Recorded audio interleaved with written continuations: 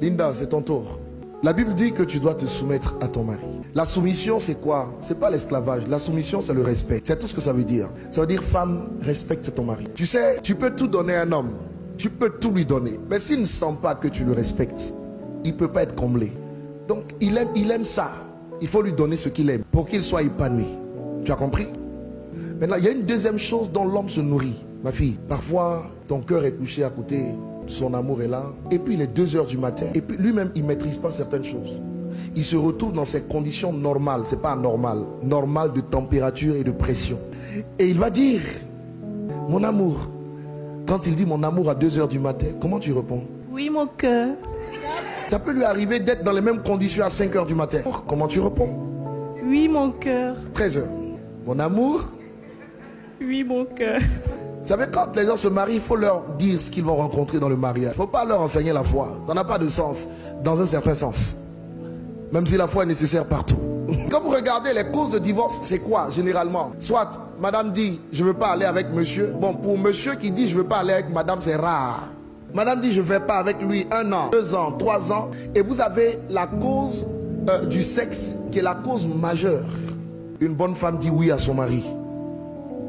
Et un bon mari peut comprendre que parfois sa femme est fatiguée. Donc l'homme, il se nourrit, lui, sur le plan psychologique, de ce qu'il voit. Toi, tu te nourris de ce que tu entends. Ça veut dire que tu dois t'arranger tous les jours pour être tout aussi belle que tu l'es aujourd'hui. Les cheveux toujours bien faits, le maquillage toujours bien à l'endroit, les sprays, les déodorants comme il faut.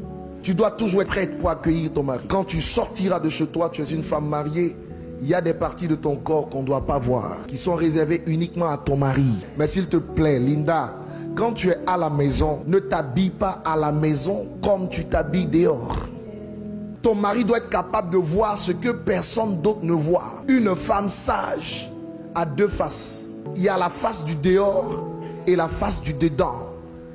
Quand tu es avec ton mari chez toi, ma fille, s'il te plaît, ne va pas me mettre une robe qui part du cou jusqu'au bout des orteils. Arnaud doit voir que Dieu t'a donné de belles jambes. Arnaud doit voir des choses que personne d'autre ne peut voir. Et il doit se réjouir en voyant ces choses. N'oublie pas, il fonctionne par les yeux.